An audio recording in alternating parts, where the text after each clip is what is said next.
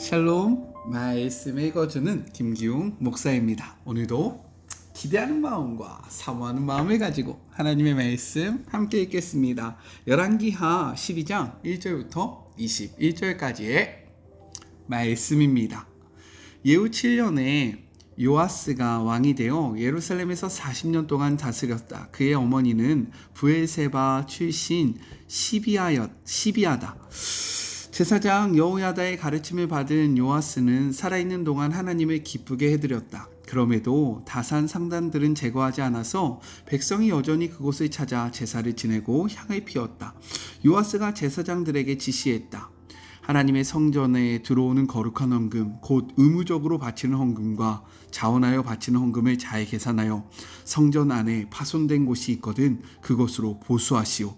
그러나 요아스가 왕이 된 지 23년이 지나도록 제사장들은 아무 일도 하지 않았다. 성전은 전에 없이 황폐해졌다. 요아스 왕이 제사장 여호야다와 다른 제사장들을 불러놓고 말했다. 어찌하여 초라하기 짝이 없는 이 성전을 아직까지 보수하지 않고 있소? 성전 보수를 위해 돈을 거두는 일을 이제 금지하겠소. 이제부터는 들어오는 돈을 모두 넘기도록 하시오. 제사장들은 더 이상 돈을 거두거나 성전을 보수하는 일에 관여하지 않기로 했다. 그러자 여호야다는 궤 하나를 가져다가 뚜껑에 구멍을 뚫어 하나님의 성전 정문 오른쪽에 두었다. 문을 지키는 제사장들은 하나님의 성전에 가져오는 모든 헌금을 그 궤에 넣었다. 궤 안에 돈이 가득 차면 왕의 서기관과 대제사장이 궤를 비우고 헌금을 계산하곤 했다.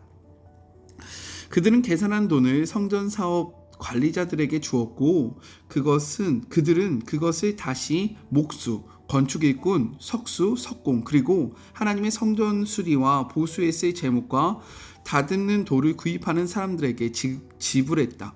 성전 보수에 관계된 모든 비용을 댄 것이다. 그러나 하나님의 성전에 들어오는 돈을 예전용 추가 물품, 은잔, 초의 심지를 자르는 도구, 나팔, 각종 금은 그릇 등을 구입하는 데에는 사용하지 않았다.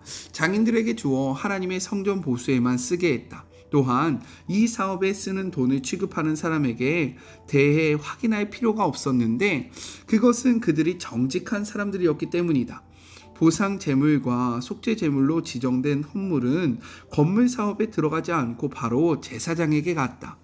이쯤 아람 왕 하사엘이 용감히 나아가 가드를 공격하여 그곳을 점령했다. 그는 내친 김에 예루살렘도 치기로 했다. 이에 대한 대책으로 유다 왕 요아스는 모든 신성한 기념물, 조상인 유다 왕 여호사밧과 여호람과 아하시아가 거룩한 용도로 바친 예물, 자기 자신이 받았던 거룩한 기념물, 성전과 왕궁 창고들에 있는 모든 금가지를 모아다가 아람 왕 하사엘에게 보냈다. 하사엘은 만족하여 자기 길로 갔고 예루살렘을 공격하지 않았다.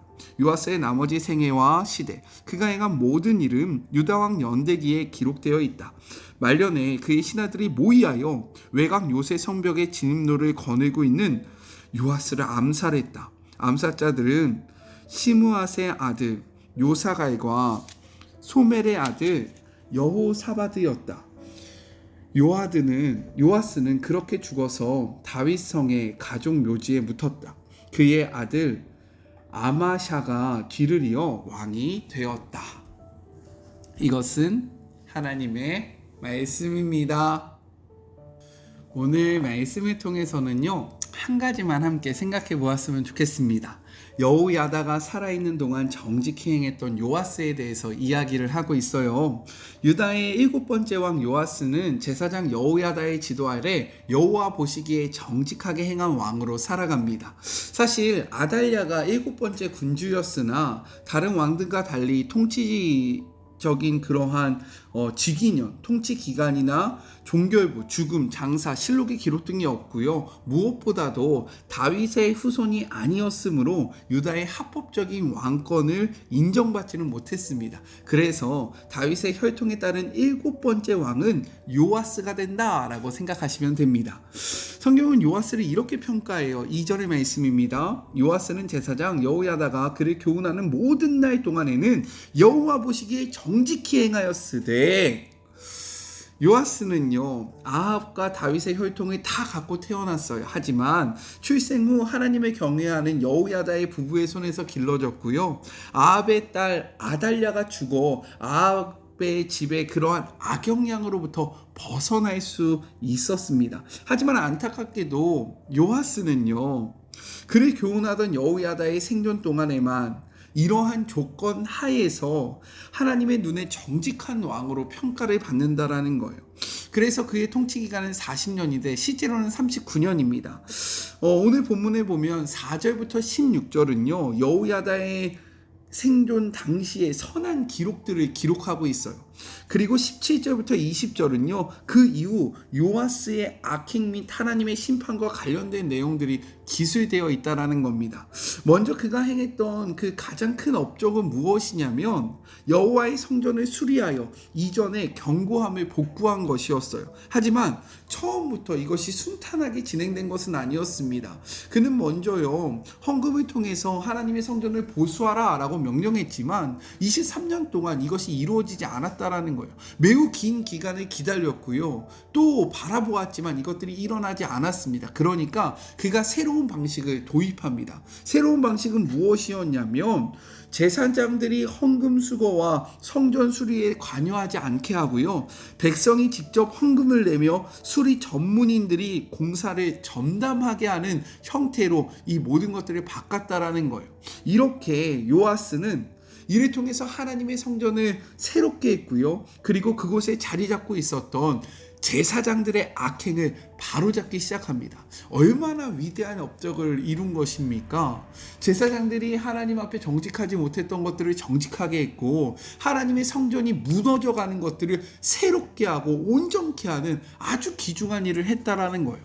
아주 멋진 인물이죠. 하지만 성전 보수에 이어서 소개된 하사엘의 침입은 요아스와 백성의 우상 숭배에 대한 하나님의 징벌의 내용이 담겨져 있다라는 거예요.